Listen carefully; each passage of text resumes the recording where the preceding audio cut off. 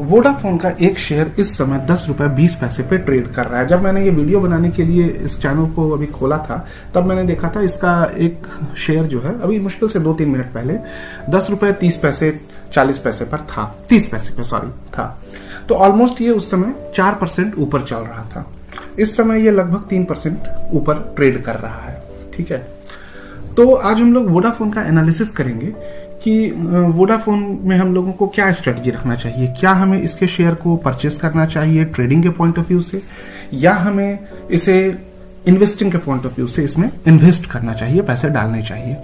तो आज हम लोग चलिए इसी का एनालिसिस करेंगे। लेकिन फ्रेंड्स, उसके पहले शेयर मार्केट का बॉस यूट्यूब चैनल में आपका स्वागत है और आपसे रिक्वेस्ट है कि इस चैनल को सब्सक्राइब कर लीजिए। आप सब्सक्राइब करते हैं तो हमें वीडियो बनाने में थोड़ा मन लगता है। एक सब्सक्राइबर हमारे लिए बहुत बहुत ज्यादा इंपॉर्टेंट रखता है, हमें देख करके बड़ी खुशी लगती है।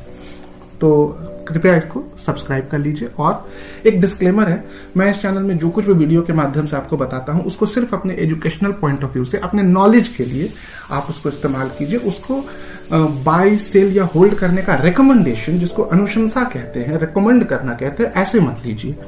ठीक है, आप बस उसको अपने नॉलेज और एजुकेशनल पर्पस के लिए इस्तेमाल कीजिए। आपको अगर इन्वेस्ट करना है खुद से एनालिसिस करिए, थोड़ा बहुत आप जरूर कर सकते हैं। और अगर नहीं समझ में आए तो आप अपने फाइनेंशियल एडवाइजर से, जो लीगल फाइनेंशियल एडवाइजर हो, प्राधिकृत हो, उनसे एक बार सजेशन जरूर लीजिए, तभी कहीं पर इन्वेस्ट करिए। तो चलिए हम लोग शुरू करते हैं वोडाफोन के बारे में।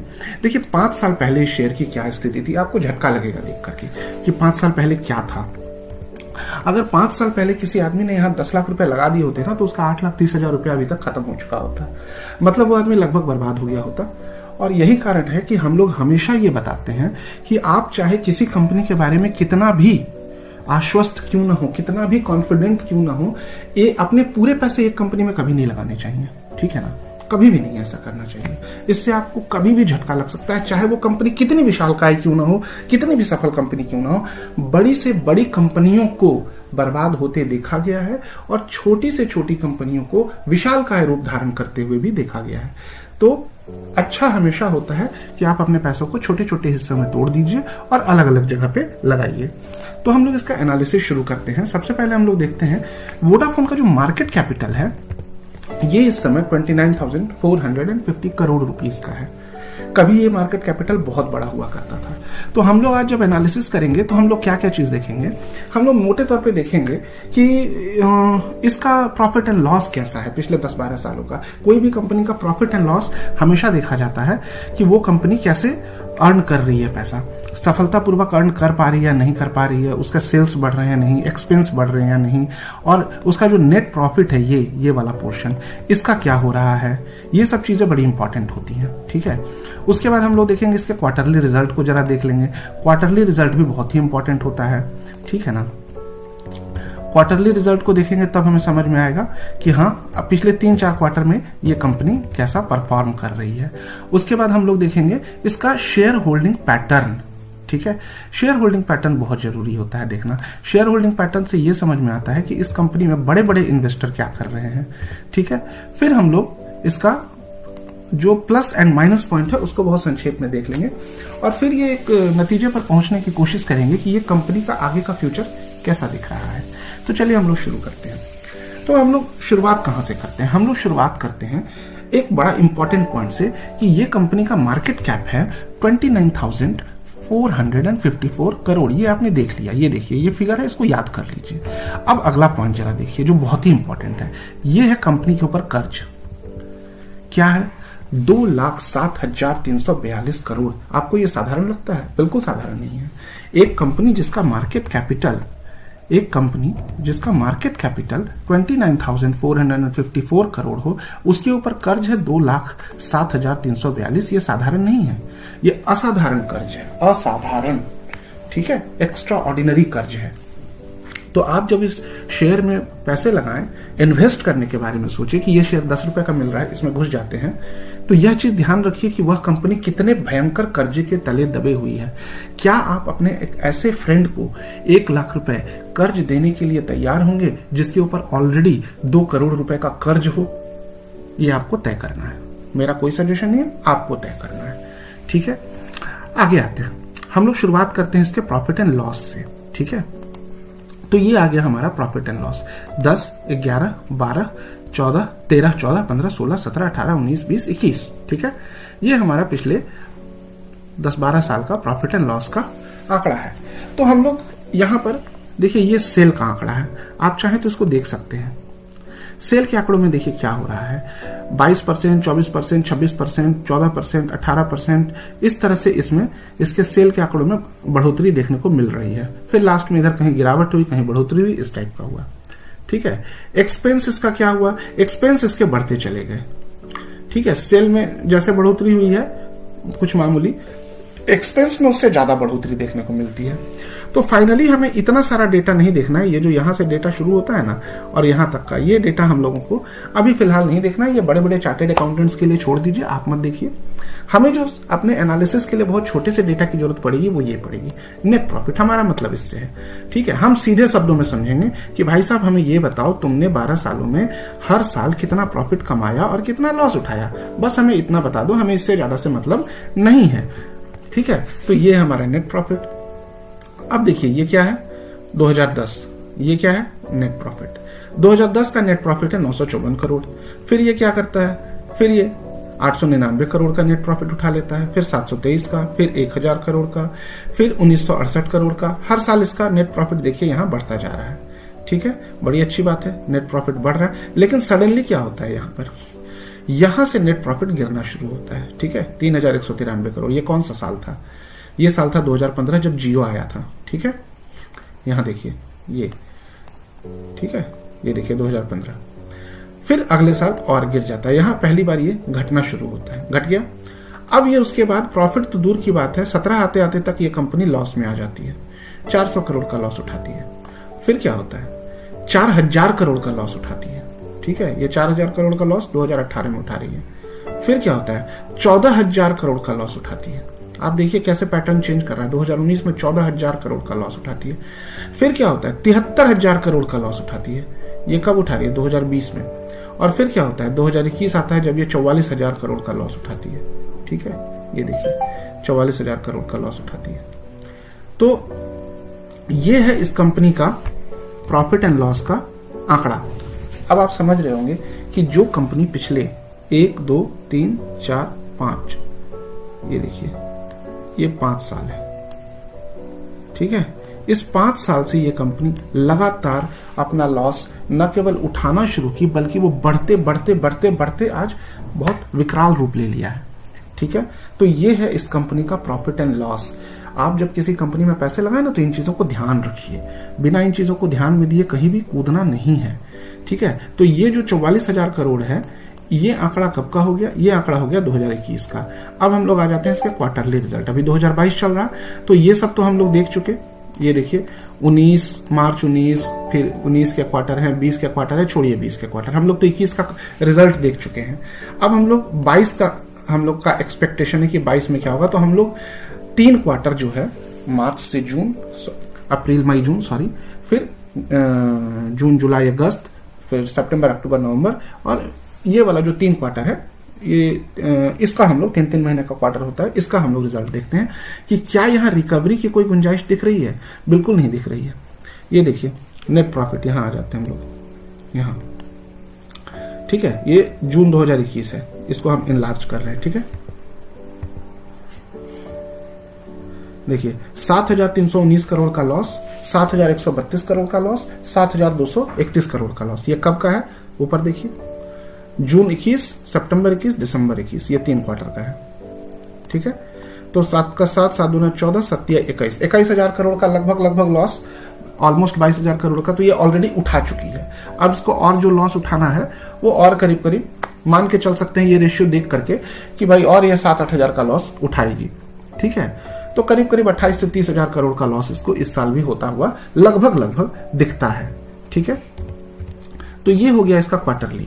मतलब आप ये उम्मीद मत कीजिएगा कि 2022 में अचानक से ये प्रॉफिट में आ जाएगा, नहीं, लॉस कुछ कम हो सकते हैं एज कंपेयर टू 2021। ठीक है, उस 2021 में क्या हुआ था, 2021 में यहां पर 14000 करोड़ का लॉस हुआ था। ठीक है, और यहां पर क्या हुआ, 21,000 करोड़ का लॉस हुआ है। यहाँ ऑलमोस्ट ये हम लोग मान सकते हैं कि 28,000 करोड़ का लॉस ये कंपनी साल के इस जो फाइनेंशियल ईयर है ये जब क्लोज होगा तब ये उठाएगी, ठीक है ना। अब हम लोग आ जाते हैं इसका चार्ट भी देख लेते हैं। चार्ट भी बड़ा इंपॉर्टेंट होता है, ठीक है, कि ये चार्ट कैसे चल रहा है, कैसे रिएक्ट कर रहा है। तो ये जो हम लोग चार्ट देखते हैं, ये देखिए इधर इसका वॉल्यूम बहुत बढ़ गया है, ये वाला पोर्शन, क्योंकि बेसिकली मुझे जो समझ में आता है ना, यहाँ इंट्राडे करने वाले इसमें बहुत ज्यादा घुसे हैं। जब इसका शेयर का प्राइस नीचे गिर गया और ये स्टेबल कर गया नीचे वाले जून में ही, तो इंट्राडे करने वालों की तादाद इसमें बहुत ज्यादा हो गई है। ये इंट्राडे वालों का तो बहुत ही जबरदस्त फेवरेट बना हुआ है, ठीक है। अब हम लोग आते हैं जो इंपॉर्टेंट पॉइंट है, शेयर होल्डिंग पैटर्न। ये बहुत ज्यादा इंपॉर्टेंट होता है। अब देखिए मैं आपको थोड़ा समझाता हूं कि शेयर होल्डिंग पैटर्न होता क्या है, कैसे इसको देखा जाए। ये चीज जानना बहुत जरूरी होता है। देखिए ये है प्रमोटर। प्रमोटर का क्या होता है? प्रमोटर का मतलब होता है कंपनी के मालिक, ठीक है। कंपनी के मालिकों के पास हमेशा उस कंपनी का शेयर ठीक ठाक मात्रा में होना चाहिए। अगर किसी कंपनी का शेयर पैटर्न, होल्डिंग पैटर्न आप देखते हैं और वहां आप देखते हैं कि प्रमोटर के पास तो शेयर ही नहीं है, तो वहां खतरे का संकेत। आपको ऐसे कई कंपनी होंगे, मैं नाम नहीं लूंगा, जब मैं एनालिसिस करूंगा तो मैं आपको दिखाऊंगा, आपको खुद ही दिख जाएगा। बहुत ही प्रसिद्ध ऐसी कंपनियां हैं जो लोगों के बीच में बड़ी पॉपुलर है, और प्रमोटर होल्डिंग जब आप खोजेंगे ना तो देखेंगे 0 लिखा हुआ मिलेगा, ठीक है। तो वहां खतरे की घंटी है, लेकिन वहां लोग घुसे पड़े हैं, जबरदस्त घुसे पड़े हैं। वो एकदम पूरे उत्साह के साथ घुसे हैं कि एक दिन ये कंपनी मुझे मल्टी बैगर बनेगी, ठीक है। तो शेयर होल्डिंग पैटर्न जब हम लोग देखते हैं तो देखते हैं कि अच्छा, इसका शेयर होल्डिंग पैटर्न में 71% जो है वो प्रमोटर के पास हुआ करते थे 2019 में। थोड़ी सी गिरावट आई अगले क्वार्टर में, फिर थोड़ी बढ़ोतरी आई, ये बढ़ोतरी स्थिर रही, ये बढ़ोतरी स्थिर रही। फिर देखिए क्या हो रहा है, ये 72.05 पे लगभग स्टेबल होकर के अभी तक 72.05 पर स्टेबल है, ठीक है। तो यहां पर ये एक गुड साइन दे रहा है कि भाई प्रमोटरों ने अपनी होल्डिंग को बचा कर रखा है, बल्कि थोड़ा सा बढ़ा ही लिया। अब ये आता है FII और DII। ये क्या है? FII और DII क्या होता है? इसको हम लोग कहते हैं स्मार्ट मनी। क्यों कहते हैं स्मार्ट मनी? ये स्मार्ट लोग हैं। FII का मतलब है foreign institutional investor, domestic institutional investor. देखिए हम और आप जो है वो है रिटेल इन्वेस्टर। मेरे पास कितने पैसे होंगे? 10 लाख, 15 लाख, 20 लाख, 25 लाख। हम सभी लोगों के पास यही पैसे होते हैं। कोई बहुत रईस है, उसके पास 2 करोड़ होंगे, किसी के पास 5 करोड़ होंगे। कोई और भी बड़ा रईस हो गया तो कहेगा भाई मेरे पास 15 करोड़ है, 20 करोड़ है इन्वेस्ट करने के लिए, ठीक है। लेकिन फाइनली हम सभी लोग रिटेल इन्वेस्टर है, ठीक है। हम लोग 10, 5,000, 20,000, 50,000 इस टाइप वाले लोग हैं, ओके। जो FII और DII है ये लेकर के आते हैं 1000 करोड़, ठीक है, क्योंकि ये इंस्टीट्यूशन है। ये कई लोगों से, बड़े बड़े लोगों से, बड़ी बड़ी संस्थाओं से पैसे एकत्र करते हैं और उसको एक मतलब एक कंपाइल करके, कंबाइन करके ये सलीके से इन्वेस्ट करते हैं, ठीक है। तो ये जो FII और DII होते हैं ये ऐसे कहीं भी इन्वेस्टमेंट नहीं कर देते हैं। ये FII और DII ऐसे नहीं इन्वेस्ट करेंगे। ये लोग क्या करते हैं, इनके पास चार्टर्ड अकाउंटेंट्स और बड़े बड़े एक्सपर्ट लोगों का, जो शेयर मार्केट की दुनिया में सफल रहे हैं, उन लोगों की एक टीम होती है इन FII और DII के पास। वो लोग किसी कंपनी का पहले पूरा एनालिसिस करते हैं, पूरा, कि ये कंपनी आगे कैसे जाएगी, इस कंपनी को क्या टक्कर मिलने वाला है दूसरी कंपनियों से, कैसे होने वाला है, और उसके बाद वो जाकर के 500 करोड़, 1000 करोड़ किसी कंपनी में लगाते हैं, ठीक है। तो ये हो गया हमारा FII और DII। इसीलिए इसको कहा जाता है स्मार्ट मनी, ठीक है। जैसे देखिए Morgan Stanley, Franklin Templeton investment funds, new world fund, ये सब FII हैं जो इसमें इन्वेस्टमेंट कर रखे हैं। DII में कौन है? DII में है फ्रैंकलिन इंडिया, ICI प्रूडेंशियल, ये एक म्यूचुअल फंड है बेसिकली, या insurance company limited. Franklin template mutual fund, देखिए ये म्यूचुअल फंड है। तो ये जो म्यूचुअल फंड वगैरह होते हैं ना, ये सब आते हैं FII और DII में। ये ऐसे पैसे नहीं लगाते हैं। इनका पैटर्न देखना बहुत जरूरी होता है कि इनका पैटर्न कैसे चल रहा है, क्या ये अपनी होल्डिंग बढ़ा रहे हैं, घटा रहे हैं। तो हम लोग यहाँ देखते हैं सबसे पहले 13.13%, 13%, और यहाँ 4.47%। ये दोनों मिलकर के कितना हो गया? लगभग 17%। 2019 के मार्च में लगभग 17% का इन्वेस्टमेंट था, और हम लोग सीधा लास्ट में चले आते हैं यहाँ 2021 में 5% पे ये लोग आ गए, ठीक है। मतलब इन्होंने अपनी होल्डिंग गिरा ली। स्मार्ट लोगों ने अपने पैसे को हटा लिया, ठीक है। और पब्लिक ने क्या किया? ऑब्वियस सी बात है, किसी का तो होल्डिंग बढ़ेगा। पब्लिक 11% पर थी, अब पब्लिक 22% पे है, ठीक है। तो ये हो गया शेयर होल्डिंग पैटर्न। मतलब स्मार्ट लोगों ने अपने पैसे हटाए, पब्लिक ने अपने पैसे घुसा लिए, किसी को तो घुसना ही था। अब देखिए कई जो एनालिसिस करने वाले हैं ना, जिनकी बुद्धि नहीं होती है, जिनको समझ नहीं होती है, जो ऊट पटांग तरीके से कुछ भी बोलते रहते हैं, ठीक है, ये क्या बोलेंगे, पब्लिक का भरोसा बढ़ा है इस शेयर पे। इस टर्म को ऐसे ही एक्सप्लेन करेंगे कि पहले पब्लिक 11% पर था, अब 22% पे है, तो पब्लिक का भरोसा बढ़ा है। अब मैं ज्यादा कमेंट नहीं करूंगा, लेकिन अब तक आप समझ गए होंगे ये पब्लिक के भरोसे वाली बात का सच क्या है, ठीक है। तो ये मैंने आपको शेयर होल्डिंग पैटर्न एनालाइज करके दिखा दिया। प्रो एंड कॉन्स हम लोग देख लेते हैं। Company has low interest coverage ratio, company has delivered a poor sale growth भी खत्म ही है। प्रो में तो जीरो है, कुछ है ही नहीं, मतलब अच्छे पॉइंट में तो इस कंपनी का कुछ दिया गया ही नहीं है। तो ये चीज आप देख लीजिए कि इस कंपनी में आपको इन्वेस्टमेंट करना चाहिए या नहीं। जिस कंपनी का प्रो में कुछ लिखा ही नहीं जा रहा हो, जिस कंपनी का मार्केट कैपिटल 29,454 करोड़ का हो, और जिस कंपनी पे जो कर्ज है वो है 2,07,342 करोड़ का कर्ज हो, और जो कंपनी लगातार पिछले 5-6 साल से लॉस एंड लॉस उठा रही हो, जो पिछले 3 क्वार्टर से लॉस एंड लॉस उठा रही हो, जिस कंपनी में से स्मार्ट मनी लगातार निकालते वो आधा हो गया हो, उस कंपनी में आपको इन्वेस्ट करना चाहिए या नहीं करना चाहिए, आपको एक बार जरूर से खुद से एनालिसिस करके समझने की जरूरत है, ठीक है। तो ये हो गया इसका फंडामेंटल एनालिसिस। फंडामेंटल एनालिसिस देखिए ऐसे ही होता है, ये हवा में नहीं होता है, ठीक है ना। हम लोग आ जाते हैं थोड़ा सा, मैं आपको अब टेक्निकल एनालिसिस करके दिखाने की कोशिश करता हूं कि यहाँ पे क्या किया जा सकता है, ठीक है। लेट अस कम, हम लोग इसका 1 साल का चार्ट जरा देखते हैं, इससे अच्छा 5 साल का देखते हैं। ये देखिए, ये जो जोन है, ये जो स्केल ले लेते हैं, ये एक बॉक्स बना हुआ है, ठीक है। इसी बॉक्स में गिरने के बाद ये शेयर लगातार ट्रेड कर रही थी, ठीक है ना। मतलब ये 5 रुपए 20 पैसे से लेके 14 रुपए 40 पैसे के रेंज में ट्रेड कर रही थी। बीच में इसने एक ब्रेकआउट देने की कोशिश की थी, लेकिन वो फॉल्स ब्रेकआउट था, वापस से ये लौट कर चला आया, या उसको हम कह सकते हैं कंसोलिडेट करके ऊपर करने की कोशिश तो हुई थी इस शेयर के द्वारा, लेकिन ये जो युद्ध अब छिड़ा ना यूक्रेन और रशिया, तो उसके बाद इसके शेयर में फिर गिरावट आई, जैसे पूरे मार्केट में आई है। तो कुछ लोग ऐसा मानते हैं, कुछ लोग, मैं फिर मेरे वर्ड्स पर ध्यान दीजिएगा, कुछ लोग ऐसा मानते हैं कि जब ये युद्ध समाप्त हो जाएगा और फिर से सिचुएशन नॉर्मल हो जाएगा, शेयर मार्केट अपने पुराने लेवल को फिर से छूने की जब कोशिश कर रहा होगा, तो वापस ये कंपनी का शेयर जो है वो 10 रुपए से बढ़ करके 14, 15, 16 रुपए तक यहाँ तक चला जाएगा, और फिर ये एक ब्रेकआउट देने की कोशिश कर सकता है, ठीक है। तो आप इस पर कितना विश्वास करते हैं ये मुझे नहीं पता है। मेरा पर्सनल अभी इस कंपनी के शेयर में कोई होल्डिंग नहीं है, और इन्वेस्टमेंट पॉइंट ऑफ व्यू से मैं अभी इसमें होल्डिंग करने से थोड़ा सा परहेज करूंगा। लेकिन अगेन मैं कह रहा हूं, मेरा न तो सेल करने का रिकमेंडेशन है, न बाई करने का रिकमेंडेशन है, न होल्ड करने का रिकमेंडेशन है। मैंने सिर्फ आपके सामने एक एनालिसिस करके सारी चीज़ों को रख दिया है।